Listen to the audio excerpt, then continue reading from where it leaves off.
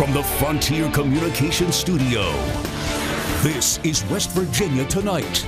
Live from the state capitol, the latest information from towns all across the state. Brought to you from an award-winning team, including your host, Dan Thorn. Now, West Virginia Tonight. Breaking news tonight, incredible and horrifying. Rescues continue tonight after some of the worst flooding West Virginia has ever seen. These are images 1,500 feet above some of the most ravaged areas in Kanawha County. Good evening.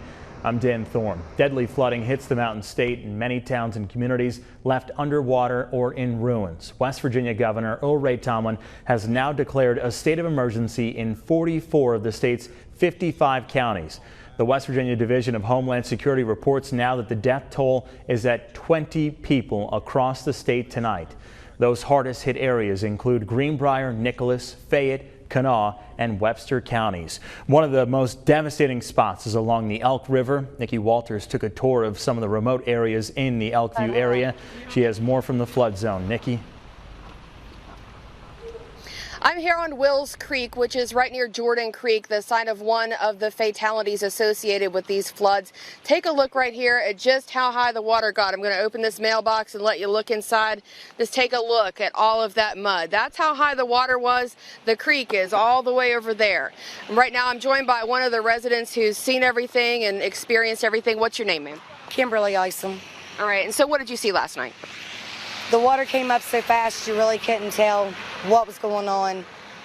It covered my vehicles completely, got in our home, it destroyed everything. And what's it like to live through that? It's a nightmare. But as long as me and my family was okay, I'm happy. And so where were you guys when this was going on? Right in this trailer. That's where we live. It took all of our vehicles, it took everything. It meant anything. And so what was going through your mind as you watched it all? Were you praying or what were you doing? All you could do is sit there and pray that God would get us out of here. That's all we can do. All right, thank you very much. There's a lot of families on up Jordan Creek that are dealing with the same thing right now. They've lost everything. Some of them came home to find that their home was no longer there. Some of them are also still stranded on the other side of the floodwater. They need medication. They need other things to help them get back on their feet. And they've actually been pleading with us throughout the day to try to help them get that help out there as they try to come to grips with losing everything. But in the face of all of this devastation, they are all so thankful to still be alive, knowing that things could have turned out much worse in what was a very, very dangerous situation. Live near Clendenin, I'm Nikki Walters for West Virginia Tonight. Nikki, thank you for that report. Well, as we said before, 20 people are now confirmed dead from this historic flooding.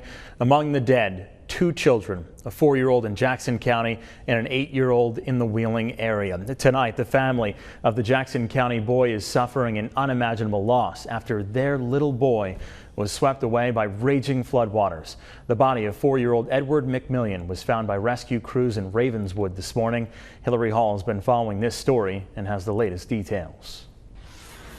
Family members of 4-year-old Edward McMillian say that his loss is something that will be felt throughout the entire Ravenswood community.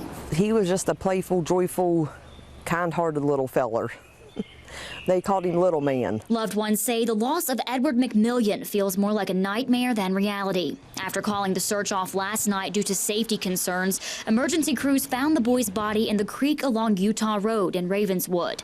First responders say they didn't give up hope for the little boy, but they did know that his chances of surviving the raging floodwaters were slim. As a first responder, we knew what we probably have. We still feel like we failed our job, what we're here to do. Over time, it'll get easier, but it's still there. Right now, family members and friends are spending time with Edward's mom, dad, and 1-year-old little sister. They say the pain of losing Edward at such a young age is indescribable. It's been horrific, a nightmare.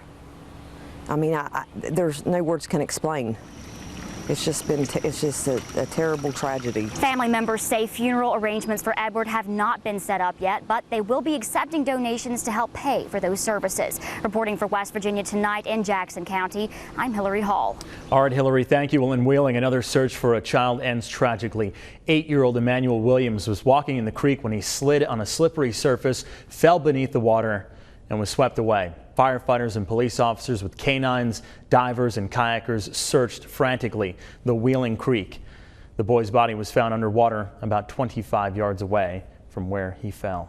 Flooding conditions remain bad in Clendenin, where the town is literally cut off from surrounding areas after days of heavy rain. This is video of that area as the storms just started early yesterday morning, and they just continued throughout the day. And those deadly high waters left thousands of people without power, and several roads are impassable from this high water. Joining us tonight is Mark Curtis. He was on the ground there today. Mark, I was in the air. We were getting a look at it from the aerial point, looking out, seeing how far and wide the areas are being flooded out right now. But you're there on the ground, and what would you see? You know, there's that old saying that when you see it on TV, it doesn't look nearly as bad as when you're actually there in person looking at it, and it was stunning today. The image that sticks in my mind are those cars that are completely submerged, and there are about 15 of them. You can see some of them in the background of the video, just the rooftops or the antennas sticking out. And you hope that the people who were in those cars got out alive, but I mean, there are 15, 20 submerged cars out there still, so who knows? But the water is going down, but certainly not fast enough. Do we have any numbers on how many are stranded, missing? You know, it's hard to guess. Clendenin's a town of 1,200 people.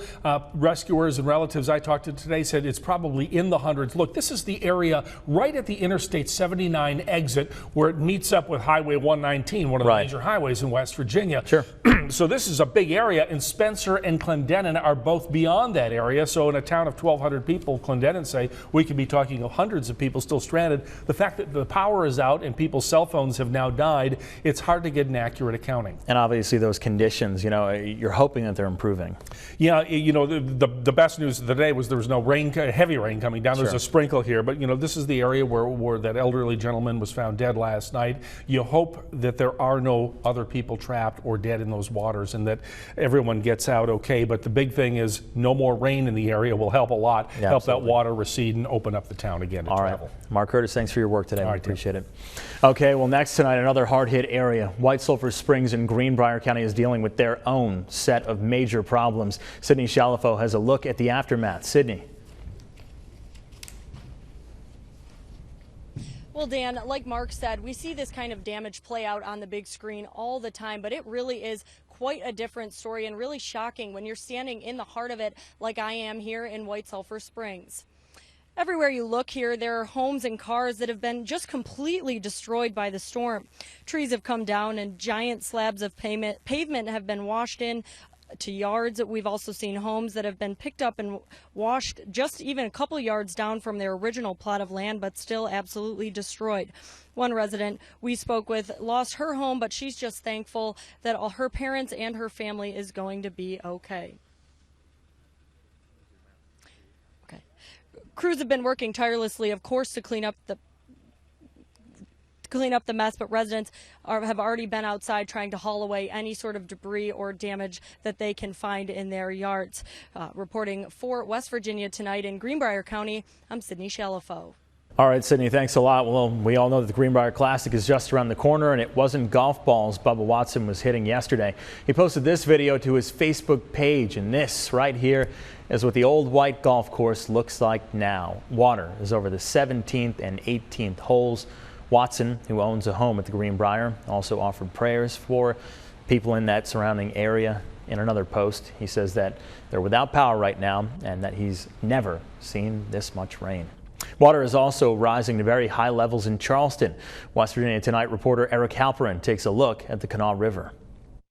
Dan, the water here on the Kanawha River in Charleston, very high right now. If you take a look at over my shoulder where that walkway normally is that you can walk down to from the boulevard, completely underwater, and the water here flowing at a very good pace. If we take a look down here into the river, that water moving very quickly, and if we pan over just a little bit more, that is what is usually Schoenbaum Stage at Haddad Riverfront Park, completely underwater. Now, emergency officials tell me that the level of the river will stay like this for at least the next couple of days, depending on what they do with the dams. Now, as that stage is completely underwater, the show still will go on tonight. The concert will take place on the boulevard, obviously not on the stage. But for now, reporting in Charleston for West Virginia Tonight, I'm Eric Halperin. All right, Eric, thank you. Well, you can now drive on the Dunbar Toll Bridge and the Nitro St. Albans Bridge in Kanawha County.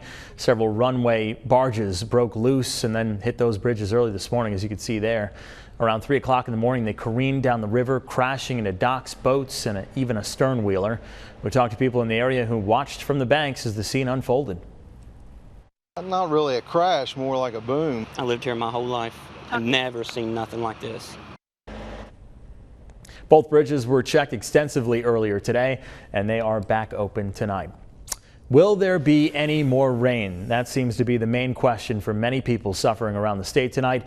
Chief Meteorologist Spencer Atkins has been working very hard informing all of us about what's been going on. Has a first look at your forecast. Spencer. Yeah, Dan, it was raining in Clendenin there, as you saw in Nikki's report just a moment ago.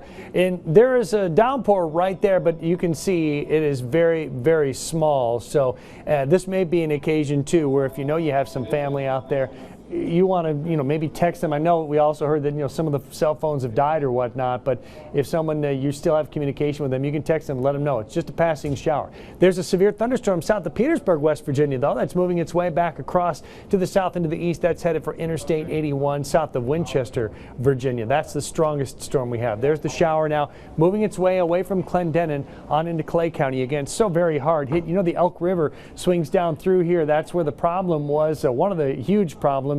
And they had record numbers, never before seen numbers out here in this territory on the Elk River, which of course washes down into Charleston. So powerful that when the Kanawha started to fall, the elk literally kind of blocked it and it caused a backup, and the water came back up a little bit in Charleston. Obviously, it'll stay below the big flood stage in Charleston.